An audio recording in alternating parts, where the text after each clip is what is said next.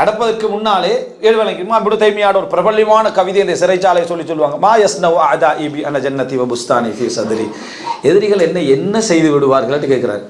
சிறைச்சாலையில் 7 முறைக்கு மேலே போயிட்டு வந்த இப்படி தைமியா சொல்றாரு, என்ன அவர்கள் என்ன செய்து விடுவார்கள். அந்த ஜன்னதி வ புஸ்தானி ஃபீ சத்ரி, எனது சொர்க்கமும் எனது தோட்டமும் எனது உள்ளத்துக்குள்ளே இருக்கிறது, என்னை எதுவுமே என்ன செய்ய முடியாது, செய்ய முடியாது என்றது ஈமானிய அறிவோடு சார்ந்த விஷயம். அன்புள்ள சகோதரர்களே, இந்த விளக்கம் நான் சொல்லக்கூடிய அதாவது இந்த நிறைய பேருடைய நிலையில நீங்க என்ன பார்க்கலாம்டா, எங்களோட பழகக்கூடிய மக்களிடத்துல நீங்க நிறைய என்ன பார்க்கலாம்னா, அறிவு வறுமை ஒன்று இருக்கு. ஈமானிய அறிவில் ஒரு வறுமை ஒன்று இருக்கும், ஆனா ஈமானிய பொறுமை இருக்கும். விளங்குதா? எப்படி ஈமானிய பொறுமை இருக்கும், ஈமானிய அந்த சபரெல்லாம் இருக்கும், அதெல்லாம் இருக்கும்.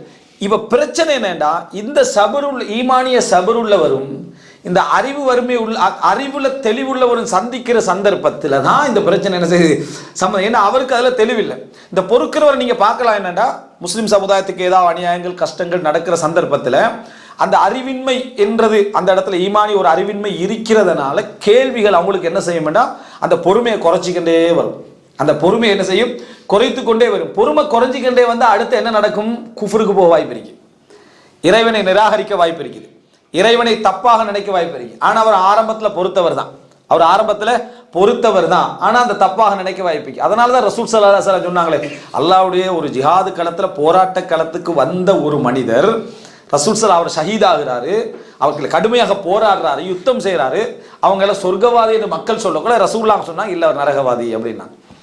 ஏண்டா அவர் போராட்டத்துக்கு வந்தாரு தான், யுத்தம் செய்தாரு தான், அல்லாஹ்வுடைய பாதையில என்ன அதாவது தியாகங்களை செஞ்சாரு தான், ஆனா அவருக்கு அறிவுல தெளிவு என்ன செய்யல இருக்கு, ஏன்னா அவருக்கு அது தெரியும். அதனால பதட்டம் வந்த நேரத்தில் என்ன செஞ்சாரு, அதாவது ஈட்டியை வச்சு அவரே தற்கொலை என்ன செய்தாரு, தன்னை தற்கொலை செய்து கொண்டார் அப்படின்றத பார்க்கிறோம்.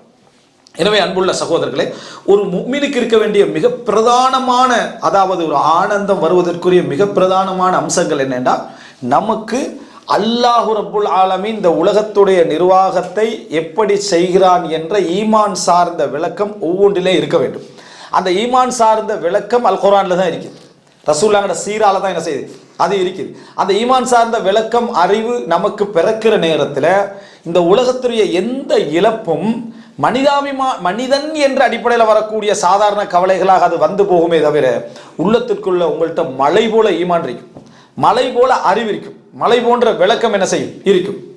ரசூல் ஸல்லல்லாஹு அலைஹி வஸல்லம் அவர்களுக்கு அடுத்த நிலையில் அதுல இருந்தவர் வந்து அபூபக்கர் உமர் ரலியல்லாஹு அன்ஹுமா.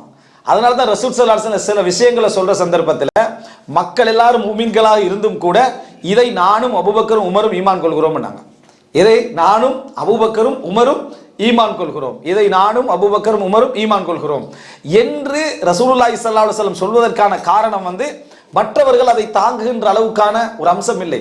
அப்போ இது அதாவது ஹுதைபியா விஷயத்தை நபித்தோழர் ஒருவர் சொல்லுகிற நேரத்தில் சொல்றாரு, நீங்க இத்தஹிமு ரஅய்யக்கும், உங்களுடைய சொந்த யூகங்களை வந்து நீங்க எப்பயுமே குற்றம் சாட்டிக் கொள்ளுங்கள், அது தவறுன்னு சொல்லிக்கங்க, அந்த விளக்கம் பிள்ளைன்னு சொல்லிக்கங்க ஏதாவது ஒரு விஷயத்துல முடிவெடுக்கிறதுக்கு. ஏனென்றா ரசூலுல்லாஹ் அல்லாத ஒரு தலைவராக அந்த ஹுதைபியா உடன்படிக்கையில இருந்திருந்தா நம்ம அந்த இடத்துல அதுக்கு மாறித்தான் என்ன செஞ்சிருப்போம், கருத்து சொல்லியிருப்போம். ஏன்னா அந்த நிலைமை சூரத்தே தலைகீழ இருந்துச்சு. அல்லாஹ் இன்னா ஃபதஹ்னா லக ஃபதஹன் முபீனான்றா, ஆனா சூரத் என்ன செய்யுது, படுதோல்வியா இருந்துச்சு, திரும்பி போற தோல்வியா இருந்துச்சு, அவங்களுக்கு வெற்றி மாதிரி இருந்துச்சு, அவர்களுக்கு வெற்றி மாதிரி இருந்தது.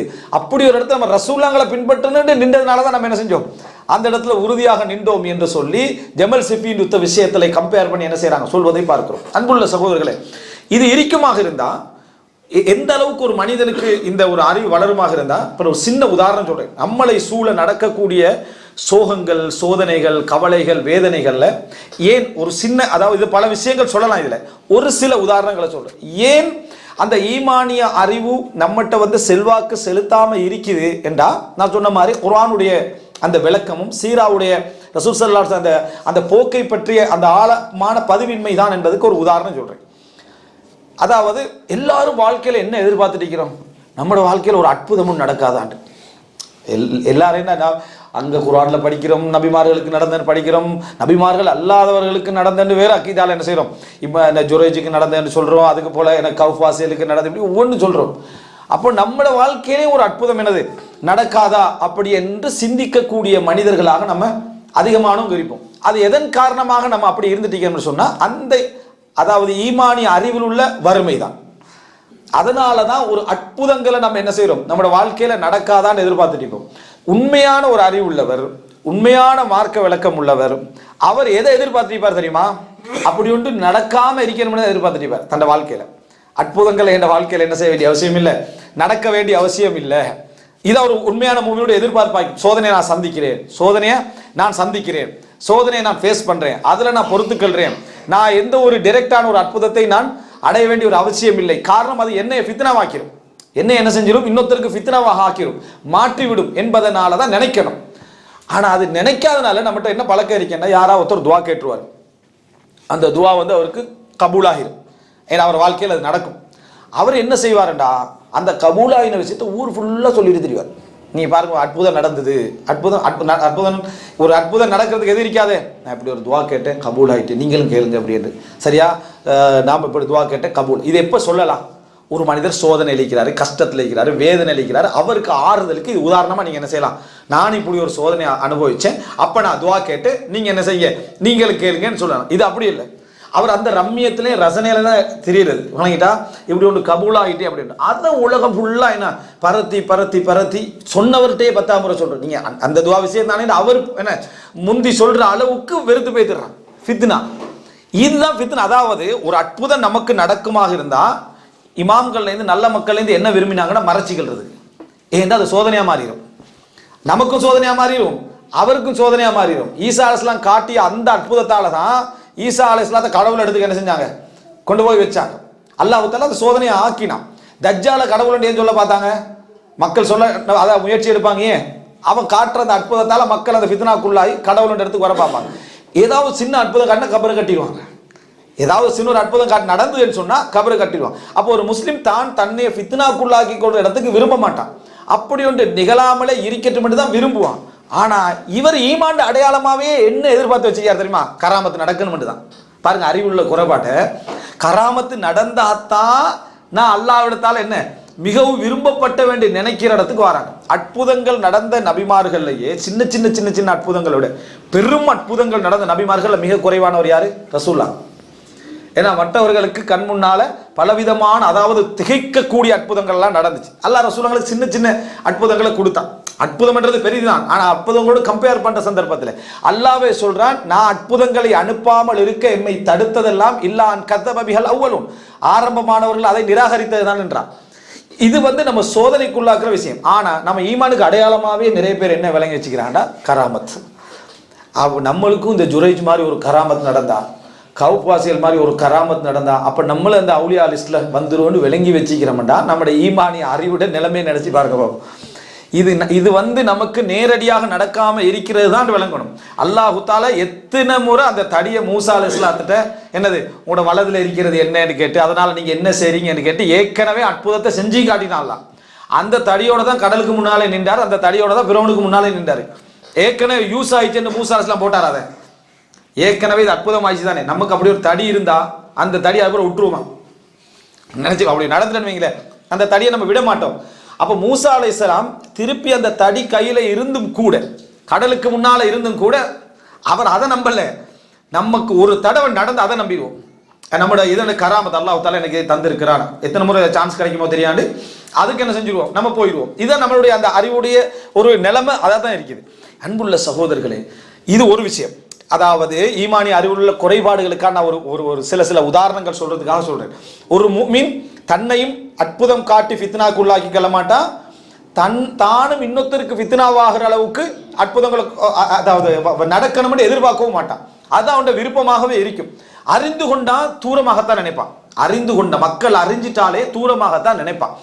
இது இல்லாததுனால இல்லாத அற்புதங்களை நடந்ததா காட்டி தெரியறத ஈமான நினைச்சிட்டு இருக்கான். நடக்காதெல்லாம் எனக்கு துவா கேட்டு, எனக்கு எப்பயும் ஒரு விஷயம் நடக்கிறது 1 மாசத்துக்கு முந்தைய கனவுல விளங்கிடுன்றான். உதாரணமா ஒருத்தருக்கு அப்படி கனவுல விளங்குறதுன்னு வைங்களேன், ஒருத்தருக்கு அப்படி எல்லாமே நடக்கிறதுக்கு முன்னால விளங்குதுன்னு வைங்க கனவுல. அப்படி விளங்கின மனிதன் எப்படி நடக்கணும், அடுத்தவன்ட்ட இதை சொல்லி தெரியக்கூடாது, அடுத்தவன்ட்ட அதை சொல்லி தெரியக்கூடாது. ஏதோ நமக்கு அல்லாஹ் தஆலா ஒரு அற்புதம் நிறுத்துறாப்போ நினைக்கணும். இவராகவே சொல்லி சொல்லி திரியிறான்னா உனக்கு நடக்கிறது அற்புதம் அல்ல, உன்னோட அழிவுக்கான என்ன அடையாளம். அல்லாஹ் உன்னை இதை வச்சுதான் என்ன செய்ய போறான், அழிக்க போறான். அப்படி அற்புதம் கொடுத்ததால நீ உயர்ந்தவன்டா, தஜ்ஜால் தான் ஆக உயர்ந்தவன். தஜ்ஜால் தான் ஆக உயர்ந்தவன், தஜ்ஜால் தான். அவ்வளவு அற்புதங்கள் அவன் செய்ய போறான். நீ இது ஒரு அற்புதத்தை நினைக்கிறேன்னா நீ இப்ப சோதிக்கப்பட போற நினைக்க. நீ இப்படி சொன்னா ஒரு ஈமான் உள்ளவன் அறிவுள்ளவர்கள் புரிஞ்சு கொள்வாங்க. அறிவில்லாத மக்கள் அவனை ஃபாலோ பண்ண ஆரம்பிப்பாங்க.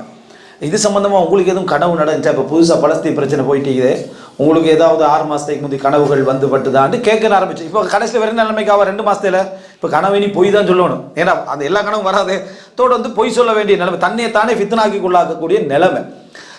இதெல்லாம் ஒரு அதாவது தவறான எடுகோள்கள், தங்களை அற்புதமாக நினைக்கக்கூடிய அம்சம். இது ஒரு அம்சம். இன்னொன்று, ஒவ்வொரு முஃமினுடைய வாழ்க்கையிலும் அவன் ஈமான் கொண்டு அல்லாஹ்வை நம்பினா அல்லாஹ் அவனை சூழ பல அற்புதங்களை நிகழ்த்தி கொண்டிருப்பான். நான் நம்ம சொல்லக்கூடிய இந்த அற்புதங்கள் அல்ல, அன்றாட வாழ்க்கையை அவன் அல்லாஹ் தஆலா அற்புதமாக பாதுகாத்துக்கின்றிருப்பான். ஆனா அற்புதத்தை உங்களுக்கு எல்லாம் தெரியப்படுத்தாமல் இருப்பான். உங்களுக்கு அற்புதம் நடக்கிறதுன்றது நமக்கு தெரியாமலே இருக்கும். தெரிஞ்சாதான் அற்புதம்ன்றது அல்ல. ஒரு ஈமானுடைய வாழ்க்கையை அற்புதம் தான். அஜபல் லி அம்ரில் முஃமின், ஒரு முஃமினுடைய வாழ்க்கை ஆச்சரியமானது என்று ரசூலுல்லாஹ். அது அஜீப். எல்லாரும் கவலைப்படுற இடத்துல அவன் கவலைப்பட மாட்டான். எல்லாரும் கவலைப்படாத ஒரு விஷயத்தை அவன் கவலைப்பட்டுக்கிட்டு இருப்பான். ஈமான் சம்பந்தப்பட்டதுனால அவன் கவலைப்பட்டுக்கிட்டு இருப்பான். எல்லாரும் மகிழ்ச்சி அடைகிற இடத்துல அவனுக்கு மகிழ்ச்சி வராது. எல்லாரும் மகிழ்ச்சி அடையாத ஒரு இடத்துல அவன் மகிழ்ச்சி அடைந்துட்டு இருப்பான். எல்லாரும் இருளண்டுவாங்க, அவன் ஒளி எண்டுவான். எல்லாரும் ஒளி எண்டுவாங்க, அவன் இருளண்டுவான். என்ன அவனுக்குள்ள விளக்கம் வந்து அறிவோடு சார்ந்தது. நான் சொல்லல சூபி ஞானம்னு சொல்லல, குர்ஆன் சுன்னாவுடைய அடிப்படையில் உருவான அந்த அறிவு சார்ந்த விஷயம். அவன்கிட்ட இருக்கக்கூடிய நம்பிக்கை வந்து தனியாக இருக்கும். இதை புரிஞ்சு கொள்ளாததுனால நம்மளை சூழ நம்ம என்ன நினைக்கிறோம்டா அற்புதங்கள் நடல நினைக்கிறோம். வாழ்க்கையில ஒவ்வொரு முஃமினுக்கு, ஈமான் உள்ள ஒவ்வொரு முஃமினுக்கும் அற்புதங்கள் நிகழ்ந்து கொண்டிருக்கும்.